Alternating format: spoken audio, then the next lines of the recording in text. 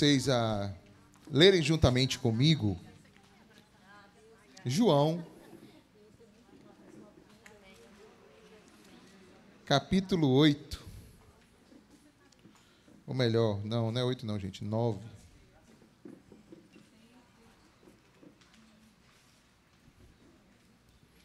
João 9.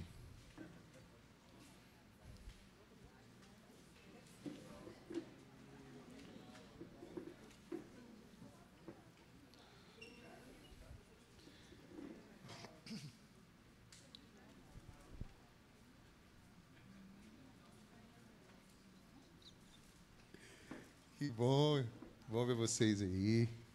Glória a Deus. Abriram aí João 9, pessoal? A gente vai fazer uma leitura desse texto. Depois eu vou pedir um microfone aqui para ver se alguém viu alguma coisa interessante nesse texto durante a nossa leitura. Tá certo?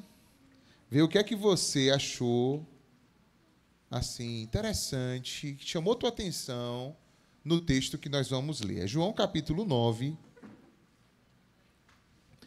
Nós vamos ler do versículo 1 até o versículo 12. Acharam aí?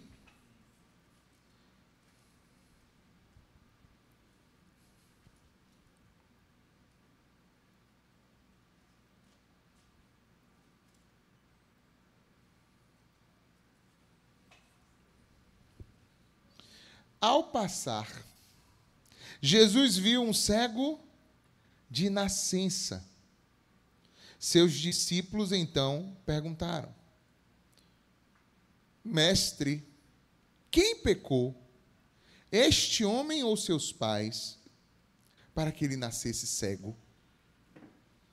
Disse Jesus: nem ele, nem seus pais pecaram, mas isto aconteceu para que a obra de Deus se manifeste na vida dele. Enquanto é dia, precisamos realizar a obra daquele que me enviou. A noite se aproxima quando ninguém pode trabalhar. Enquanto estou no mundo, eu sou a luz do mundo. E tendo dito isso, cuspiu no chão, misturou terra com saliva e aplicou-a aos olhos do homem. E então lhe disse: vá lavar-se no tanque de quê, gente? De Siloé, que significa o quê? Enviado. O homem foi, lavou-se e voltou vendo. Seus vizinhos e os que anteriormente o tinham visto mendigando perguntaram: não é este o mesmo homem que costumava ficar sentado mendigando? Alguns afirmavam que era ele, e outros diziam: não é ele, apenas é alguém que parece com ele. Mas ele próprio insistia, dizendo: sou eu mesmo. Então, como foram abertos os seus olhos? Interrogaram eles. Bom, ele respondeu: o homem chamado Jesus misturou terra com saliva, colocou-a nos meus olhos e me disse que fosse lavar-me em Siloé.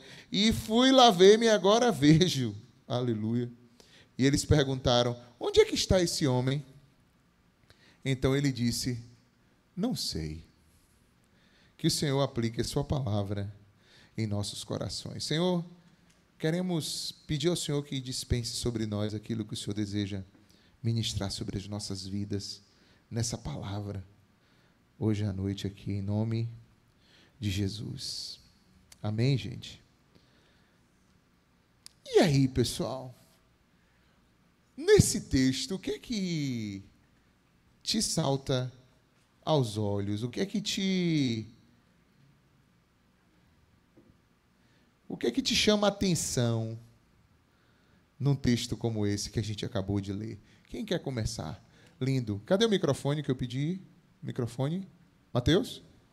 Microfone, tem algum extra?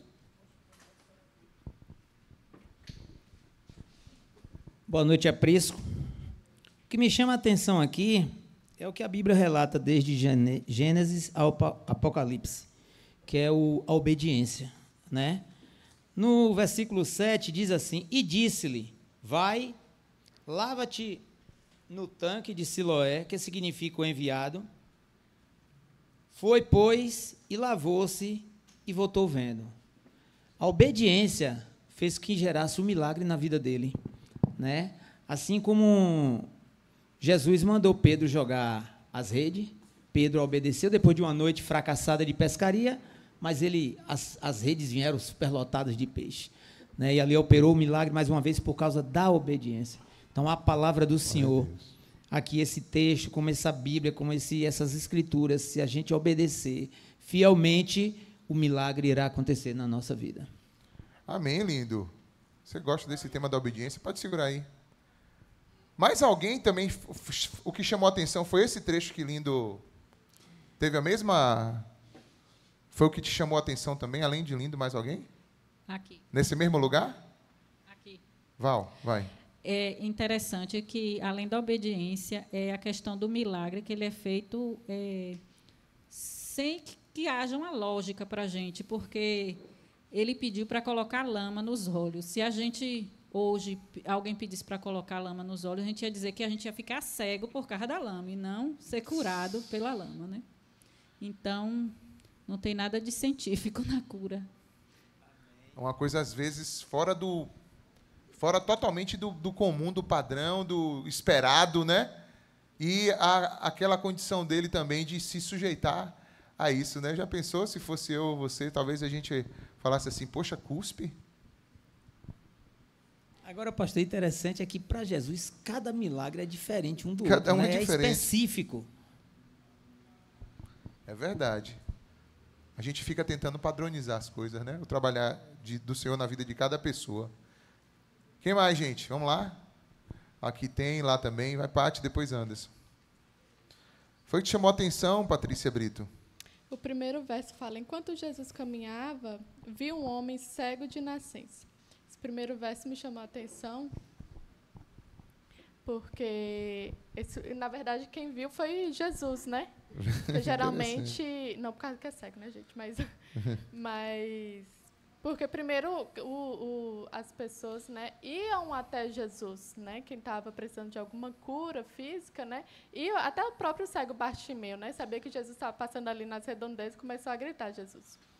E nesse ponto não foi o caso, né? Não que mostra aqui nesse texto, né? Foi Jesus que o viu, né? E junto ali com os discípulos começaram um diálogo.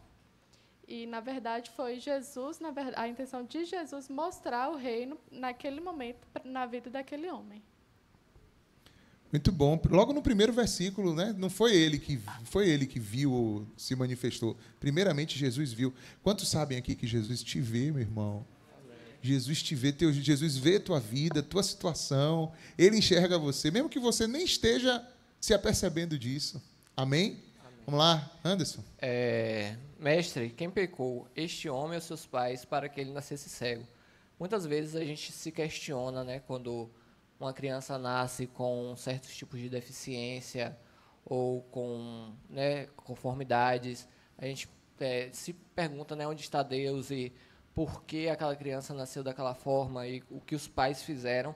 Mas aqui fala como a cura glorificou a Deus, né? A cura daquele homem cego, o milagre, foi para a glória de Deus. Então, muitas coisas que tem na vida culminam no milagre que mostra o quão grandioso é o nosso Deus, né? Que faz com que o cego volte a enxergar para a glória e honra do seu nome.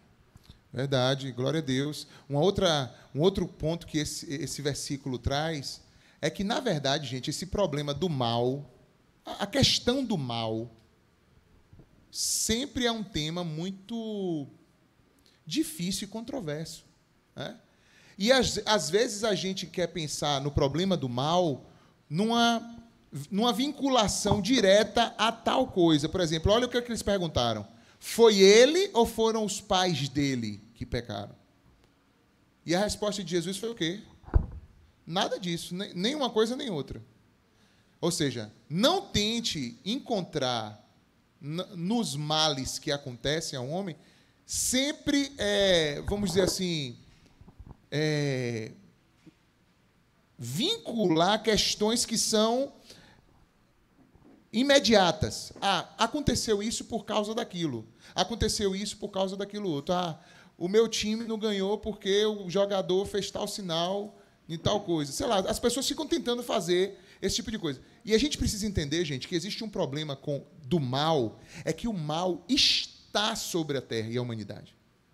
Desde o primeiro pecado do homem, o mal ele vem trazendo corrupções e distorções. Só que isso não é a última palavra. A palavra de Deus é a final. Ou seja, ainda que exista todo esse mal que está aí, que é decorrente da maldade, do pecado humano, não de um pecado específico, mas dos pecados que já vem acontecendo, Deus, por última instância, quer manifestar o quê? A sua glória e a sua obra, mesmo diante dos males que estão por aí. Ou seja, Deus vai usar isso, esses buracos, essas lacunas, para poder manifestar a sua glória, o seu poder. Amém, gente? Amém. Nívia. O 5. Versículo 5. Isso. Vamos ler aí, lê aí. Peraí, deixa eu botar. Enquanto estou no mundo, sou a luz do mundo. Por que esse versículo te chamou a atenção? Porque, no caso, o cego, ele só enxergava, no caso, escuridão, trevas. E quando Jesus fez ele enxergar, ele passou a ver a luz do dia e a luz do mundo, que era Jesus. Aleluia, foi isso mesmo. Glória a Deus. E Jesus depois falou que nós também precisamos ser o quê? Luz do mundo. Nós também, como discípulos dele. Tiago. Eu grifaria o 4 e o 5 aqui. O 4, bota aí. É necessário realizar as obras daquele que me enviou enquanto é dia. E aí no 5 ele diz, eu sou a luz do mundo. A gente sabe que a luz é quem traz o dia, né? E no 4 ele relata o seguinte, a noite se aproxima quando ninguém pode trabalhar. É como se ele dissesse assim, ó, nas trevas ninguém pode operar milagre, não. Tem que ficar ligado aí que é como a gente vê lá na frente, né? Buscar-me-eis enquanto se pode achar, enquanto é dia, enquanto as trevas não dominam. Não seria, meu entendimento seria esse, no 4 e no 5 também.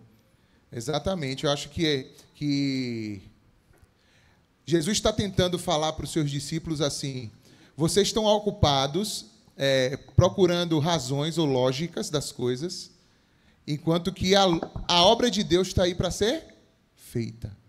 E a gente precisa ser urgente com isso. A gente precisa fazer isso logo, enquanto é dia.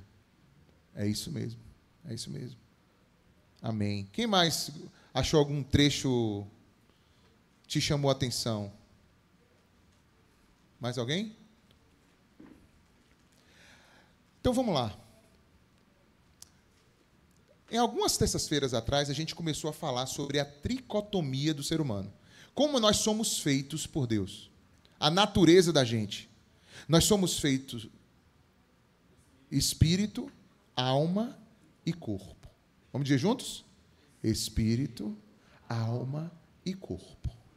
Veja só. Como a gente está com essa lente esse ano, então eu estou tentando remeditar nos textos bíblicos, que a gente já medita e já passa, só que usando um pouco dessa lente. A gente vê aqui um homem que Jesus viu, e ele tinha um problema, que era um problema físico. Inicialmente a gente entende dessa forma. Era um problema o quê? Físico, no corpo dele. Ele não enxergava, ele era cego de nascença. Esse homem foi visto por Cristo. Cristo viu ele e foi até ele, e Cristo fez uma bolinha, ou duas, né? Obviamente que duas, bolinhas de cuspe com terra, e aplicou nos olhos daquele homem. Eu estava mais cedo com alguns irmãos, conversando e orando, e aí um dos irmãos falou assim, Alex, por que será que Jesus fez isso, né? Por que Jesus fez isso? Eu falei assim, olha, pelas minhas meditações que eu já fiz nesse texto, é como se Jesus estivesse agindo como o Deus Criador. Lembra como é que o Deus Criador fez Adão? O que ele fez? Como é que ele fez Adão? Do pó da terra. Não foi assim?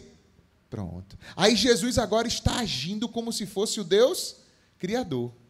E ele está cuspindo, ou seja, tem uma parte dele, como aquele sopro que veio da boca de Deus, tem uma parte dele, mas tem uma parte que é feita de quê? Do próprio pó da terra. Ou seja, muito provavelmente, esse homem, a pele daqui da frente era toda fechada. E ele não tinha o quê? Os globos que fala? Os globos oculares. E Jesus fez ali, colocou de lama, de cuspe, no olho dele. Agora veja que interessante isso. Ele não já poderia ter ficado bom agora? Poderia. Mas sempre nos milagres de Jesus, a gente precisa entender que ele está ensinando alguma coisa. Sempre quando você vê um milagre, tem muitas dimensões do milagre. Por exemplo, você já parou para pensar que quando Jesus faz um milagre desse, ele está mandando um recado para os sacerdotes, os escribas, os fariseus. Curar um cego de nascença era um sinal, era um milagre que só um Messias podia realizar. Ninguém mais tinha poder para fazer isso. Então ele está, de uma certa forma, também mandando uma mensagem. Olha, o Messias está aí. E vocês precisam reconhecer. Depois, em casa, quem quiser, não sei se você vai ler sua Bíblia hoje ainda, depois que você chegar em casa, mas se você for, ou amanhã, se você for pegar, termine de ler do 13 até o final do 41, e você vai ver os desdobramentos que essa cura teve. Eu não vou ler aqui agora, porque senão vai ficar muito extenso para hoje de noite. Mas dá para vocês, aí depois, pegarem para vocês. Gente, é muito desdobramento. E o confronto que esse homem curado tem com o povo da religião institucionalizada da época. O cara, em vez de sair de boas, o cara sai com o maior problema do mundo porque foi curado. Ou seja, ele já tinha um problema que ele não enxergava. E quando ele fica bom desse problema, compra um outro problema, porque às vezes é assim. Aquilo que Deus faz na nossa vida abre os nossos olhos, e isso vai servir também de confronto para as pessoas, para quem está em volta. Isso acontece. Mas, enfim, isso tudo foi bom. Mas vamos lá. Dentro da perspectiva da fé, do campo do espiritual, para alma e corpo, a gente já sabe que o cara estava com um corpo o quê? Deficiente, porque ele era cego de nascença. Espiritualmente, esse homem teve a sua visão também restaurada. Porque, como o Nível falou, não foi simplesmente ver a luz do dia, foi ver realmente a luz do mundo. Foi realmente crer, confiar naquilo que Jesus estava falando. Alex, em que momento ele creu? Pronto. É aí aonde entra a dimensão de espírito e alma. Por quê? Porque Jesus deu a ele um comando. Fez o cuspe e colocou no olho dele, sim ou não? Só que depois Jesus disse para ele assim: vai até o tanque de Siloé. E Siloé significa enviado. Aí eu pergunto para vocês: ele já estava curado ali se ele não vai no tanque de Siloé? Hein, pessoal? No mundo espiritual, a cura já está o quê? Feita, porque a palavra já foi o quê? Liberada. Sim ou não? Quantos creem assim, pessoal? Vocês entendem que no mundo espiritual a cura já está feita? Do mesmo jeito que Jesus olha para a filha, para Jairo, e diz que a filha dele, a tua filha não está morta, ela apenas dorme. Ou seja, Jesus está falando de uma dimensão espiritual, mas se você olhar na dimensão carnal, ela estava o quê? Morta. Só que Jesus está falando numa dimensão espiritual. Então a gente precisa entender que quando a Bíblia fala, quando a Bíblia traz suas promessas, quando a Bíblia traz a palavra de Jesus para nós, essa palavra ela é o quê? Espiritual. E nele, em Jesus, está o sim e o amém, conforme todas as suas promessas. Só que entre a dimensão espiritual e a realização física, tem uma dimensão que é de alma, que é a decisão de crer e obedecer, como o Lindo, a primeira palavra que foi destacada foi a que Lindo destacou. Porque se a gente crer não é uma coisa que está somente no campo espiritual ou no campo emocional. Crer tem que levar você a tomar uma decisão. Ou seja, é no campo da decisão que aquilo se materializa. Olha atenção, olha só isso aqui. Ele era cego, não era? Mas ele era aleijado? Não. E talvez, mesmo se ele fosse aleijado, se Jesus dissesse assim, agora você vai lá mergulhar no tanque lá, ou se molhar no tanque, ele ia dar o quê? Ia dar um jeito, ele ia dar um passo. Lembra aqueles amigos que se reuniram para levar um homem para ser curado por Jesus, e quando eles chegaram diante do local onde Jesus estava, o lugar estava lotado e não tinha lugar para eles entrarem, eles subiram na casa, arrancaram o telhado da casa e baixaram o homem na frente de Jesus, e aquele homem foi curado ali. Veja como a fé, como as coisas estão no campo espiritual, e a gente, às vezes, não permite que os nossos pés atendam uma decisão. Às vezes você tem uma coisa no teu coração, você diz, amo a Deus, mas você não tomou decisões ainda que fizeram os teus pés caminharem em direção à vontade e o propósito de Deus. Quantos estão entendendo isso? Você veio aqui hoje, não veio? Você teve que decidir vir. Assim como para você deixar de ir em tal lugar, ou deixar de ir em tal lugar, você vai ter que decidir. Para os teus pés não te levarem mais para lá. É assim que funciona ou não é? Ou seja, eu posso ter a palavra no meu coração, como Jesus tinha colocado e liberado a palavra. Tu vai no tanque de Siloé, que significa enviado. Que interessante, porque Jesus estava enviando ele. Jesus falou para os discípulos antes, a gente tem que estar preparado para fazer as obras daquele que me enviou. Ou seja, esse assunto de ser enviado para Jesus é importante. Quantos entendem isso aí? Você trabalha num local. Aí você pensa assim, eu estou trabalhando aqui nesse local. Não. Você foi enviado por Deus para aquele local. E aí você cumpre o propósito de Deus ali.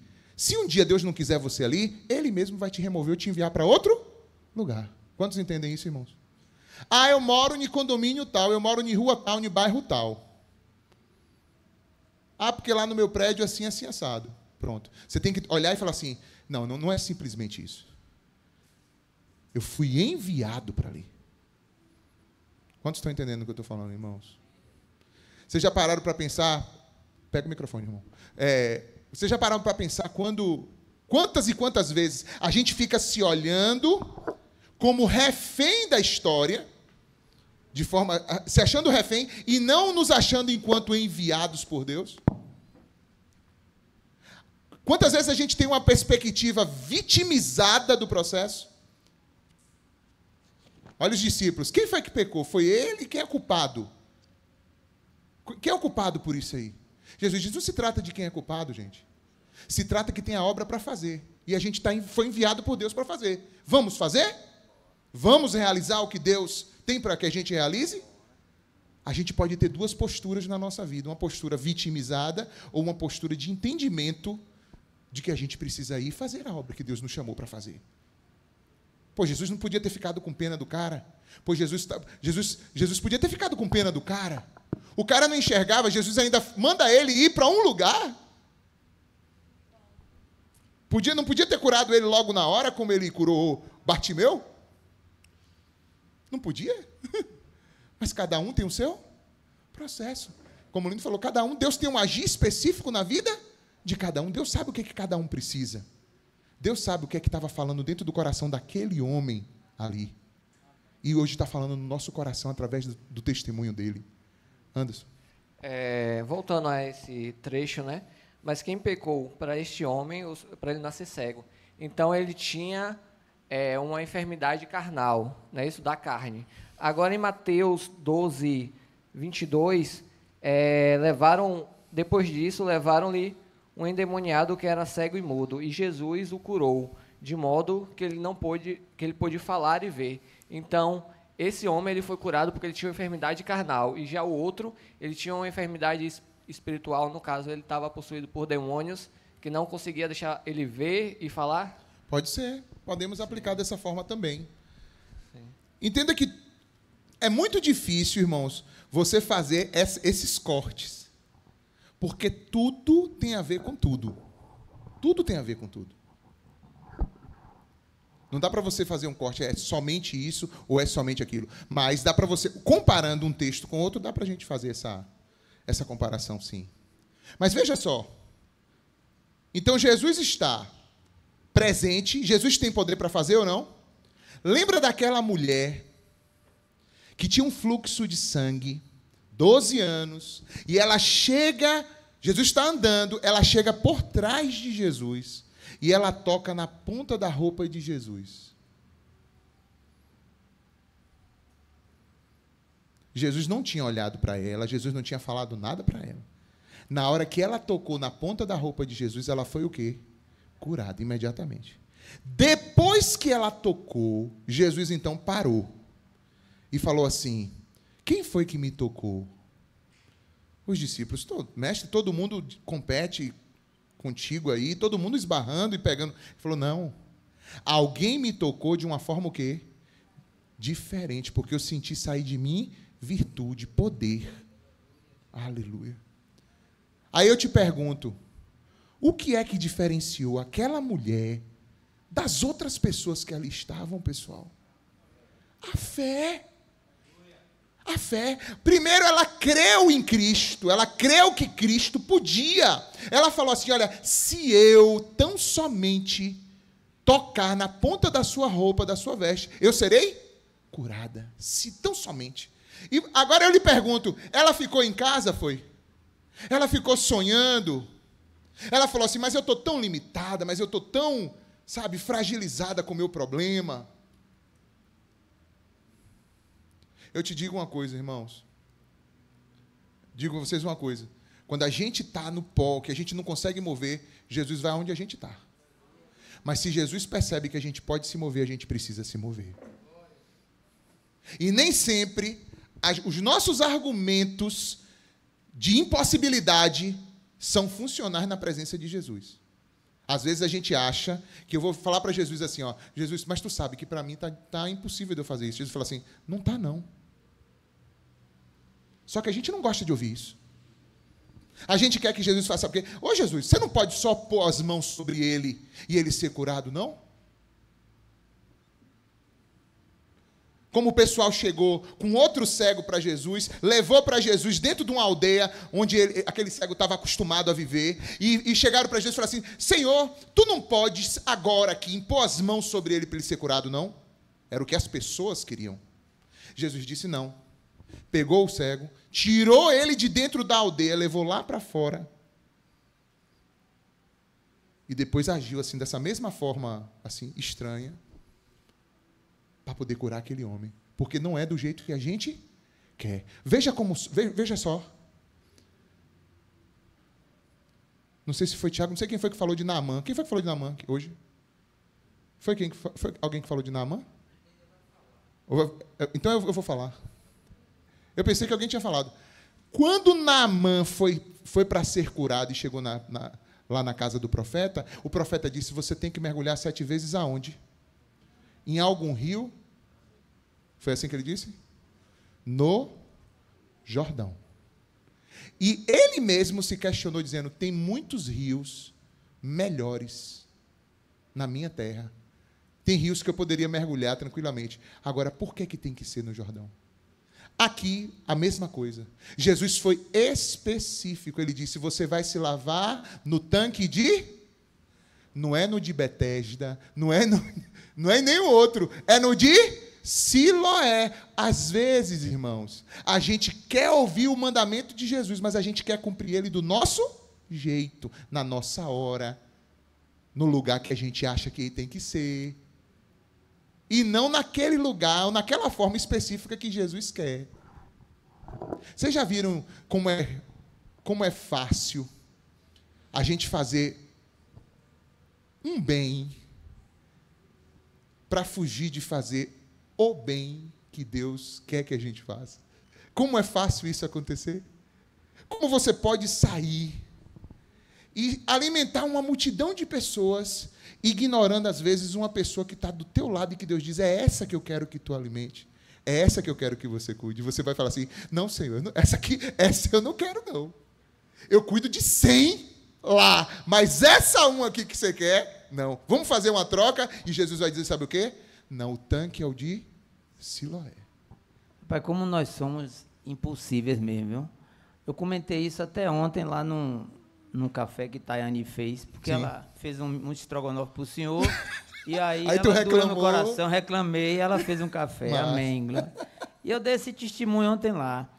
Uma certa ocasião, eu tinha ficado desafeto com um grande amigo meu, e nós tivemos a oportunidade de viajar junto.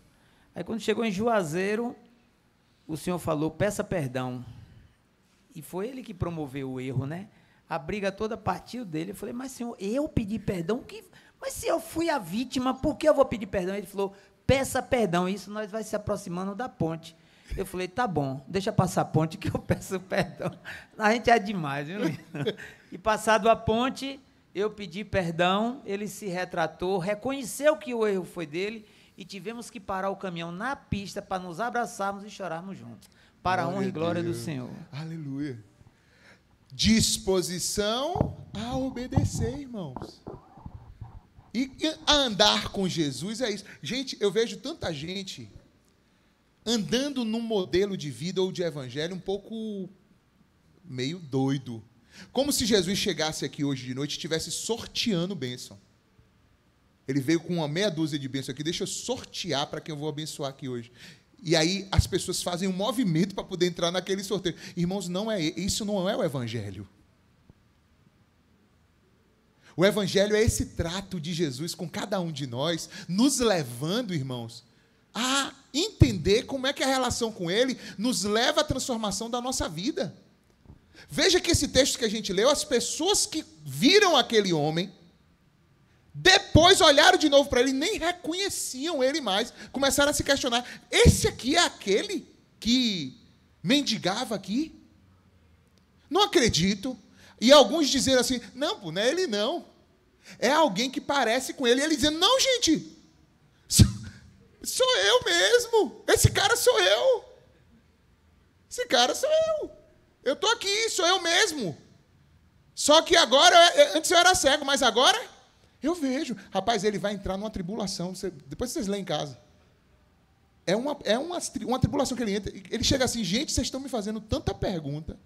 Eu vou dizer para vocês uma coisa. Eu sei de uma coisa. Eu era cego e agora eu vejo. E quem fez isso foi esse homem chamado Jesus. Ponto.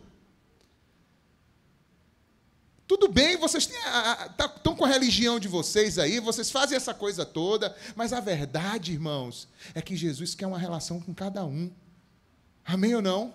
Jesus tem um trato com cada um. O quanto você tem se disposto a isso? Vamos voltar para onde a gente parou. Ou seja, a alma teve que decidir crer e comandar o corpo. Sim ou não? Porque ele teve que se mover dali de onde ele estava até onde? O tanque de Siloé. Então, como é que deve ser a nossa vida inteiramente para Deus? A gente recebe a direção de Deus pelo Espírito, pela palavra. Essa direção que vem da parte de Deus nos leva a confrontar os nossos pecados, os nossos erros, as coisas que estão precisando ser ajustadas, os alinhamentos que a gente precisa fazer, e isso precisa comandar o nosso corpo, que estava sendo utilizado para uma obra infrutífera das trevas, para o pecado, para a prostituição, para o que não presta, e agora servir o propósito de Deus. Quando eu falo de prostituição, eu não estou falando somente da prostituição no sentido sexual. Eu estou falando que se meu corpo é para Deus, qualquer outro uso que eu dou fora de Deus ou fora da vontade de Deus, isso chama-se prostituição. Estão entendendo isso ou não? Pronto. O que é a prostituição no sentido mais genérico? É todo o uso que eu faço do meu corpo que não está relacionado com aquilo que Deus quer. Só isso. Então, o Espírito, o Senhor Jesus libera a palavra, ele diz assim, vai e lava-se no tanque de Siloé. Ô, gente, é porque o tanque de Siloé era um tanque especial, diferente de outros? É que aquela água é que cura de Siloé? É que se fizer uma fila agora atrás dele, todo mundo no tanque de Siloé, todo mundo também vai ser curado? É isso, pessoal? Não. Aquela água se tornou a água mais importante do mundo naquele momento, simplesmente porque foi aquela a direção de quem? De Jesus Cristo. Então, quando a gente anda debaixo da direção de Deus, na obediência à vontade de Deus, a gente vai viver aquilo que Deus preparou para nós. Isso vem do Espírito, passa pela nossa alma, porque é na alma onde vai ter a decisão, as emoções envolvidas. Imagine.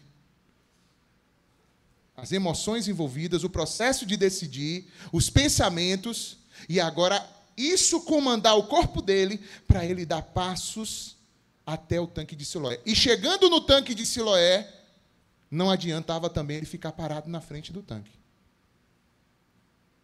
Porque Jesus falou para ele também o quê? Lave. Lave. Vá até o tanque de Siloé e se lave. Quando ele pegou aquela água, ele esfregou o rosto.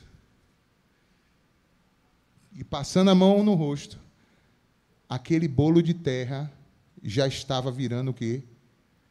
Olhos. E quando ele terminou de lavar, já não era mais um bolo de uma lama de cuspe, já eram olhos zero. E a Bíblia diz que ele voltou vendo. Ele voltou vendo. Ele foi como? Sem ver. E voltou. Esse é o caminho da fé. A fé leva você a andar mesmo sem ver. E aí você vai alcançar aquilo para o qual a fé te levou ali. Quando a mulher foi tocada, quando Jesus tocou, quando ela tocou na ponta da veste de Jesus, que Jesus argumentou com ela e conversou com ela, Jesus sabe o que para ela? Filha, a tua fé te salvou. Foi a tua fé. Se essas pessoas aqui entendessem isso, filha, seria ótimo. Mas nem todas elas entenderam isso. Que elas precisam confiar, crer e agir nessa confiança. E se mover nessa confiança. Então a fé, a caminhada com Jesus, ela opera envolvendo o espírito, a alma e o corpo. Aí você tem que discernir. Se você não recebeu ainda do Espírito, o que é que você tem que fazer? Vida de oração, comunhão com Deus, jejum, para que do Espírito você receba o quê? A direção. É assim que funciona. Ah, eu não tenho nada, Deus não me deu nada. Então busque. Se Deus não te deu ainda uma direção, então busque, porque Ele vai dar. É compromisso dEle. Ele vai te dar.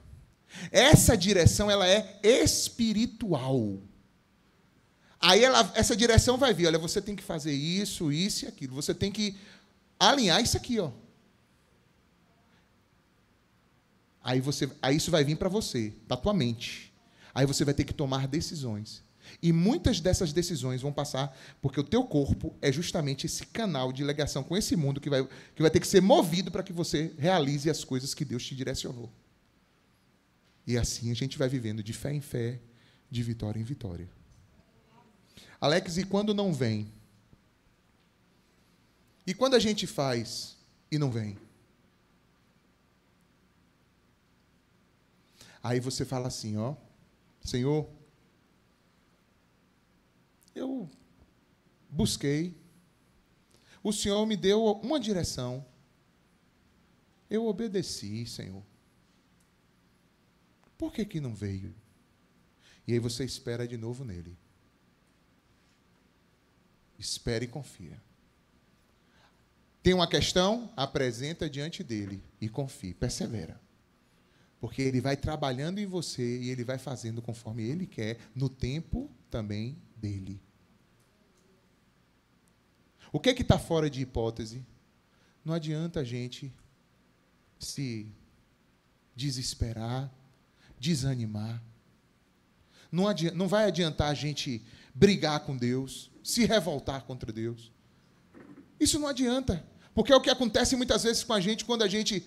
Eu imagino, Senhor, eu tenho certeza que eu estava obedecendo, eu tenho certeza que eu estava na posição. Por que isso ainda não veio ou não aconteceu na minha vida? Calma, filho, calma, filha. Eu estou no controle de todas as coisas. Espera. Descansa. Descansa.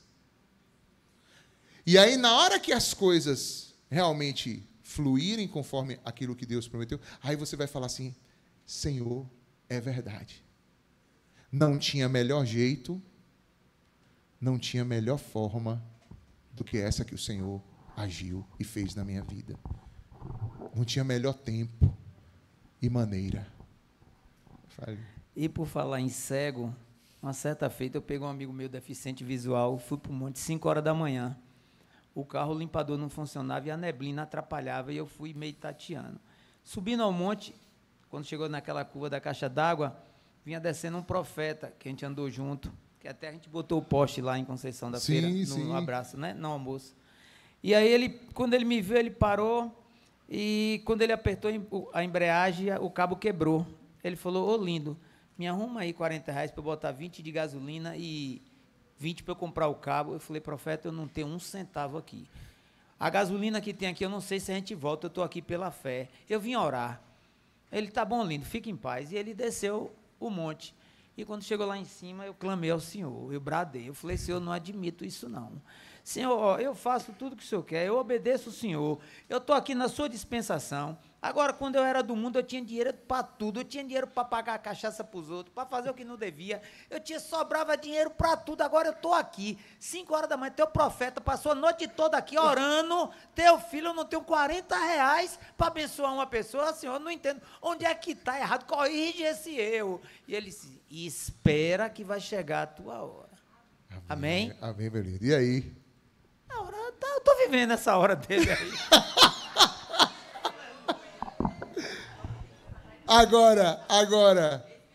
Agora, quando você está no meio da situação, meu irmão, você é difícil. Se você não tiver com o coraçãozinho ali no Senhor, você joga pro ar mesmo, porque você não entende. Só que é o que eu estou dizendo, irmãos. Tudo tem o agir de Deus. E se não foi, é porque ainda não era a hora. E você precisa perseverar, obedecer e manter-se obediente e perseverante. É obedecer e permanecer na obediência. Porque nessa hora que dá essa trava aí, o que tem de gente que volta para trás é muito. É muito. Que Deus nos abençoe, meus irmãos. Que Deus faça resplandecer o seu rosto sobre as nossas vidas. Que a gente possa, nessa noite, aprender, irmãos, que o agir de Deus, ele envolve todo o nosso ser. Quando eu não tenho a direção, o que é que eu tenho que fazer? Orar, jejuar, meditar na palavra e buscar essa direção. Quando eu já tenho a direção, agora o que é que eu preciso fazer? Obedecer e perseverar na obediência. E aí, dentro desse processo, eu vou ver as coisas acontecerem. E, Alex, como é que eu persevero na obediência? Confiando e disciplinando o teu corpo a permanecer na posição que Deus quer. Não deixar os teus pés te levarem para outro lugar, nem as tuas mãos te conduzirem a fazer outra obra que não seja a obra que Deus quer. É aí onde está a perseverança. Na disciplina que a gente tem que ter no nosso corpo. Não é somente no... Claro que a gente tem que cuidar do nosso corpo. É o templo do Espírito Santo. tem que estar com o corpo saudável. Mas também tem a ver com a utilização desse corpo para a glória de Deus, para o serviço do Senhor, para que outras vidas também sejam alcançadas. É ter domínio próprio, é saber, quando te provocarem, você saber segurar sua onda, saber que tudo tem um tempo de Deus e que Deus vai manifestar a sua glória. Porque, olha o que Jesus disse, nem ele pecou, nem seus pais pecaram. Mas tudo isso,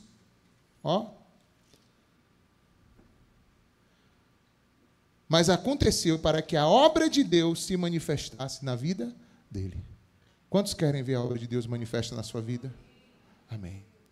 Amém. Que Deus nos abençoe, em nome de Jesus. Vamos ficar de pé, irmãos? Vamos orar.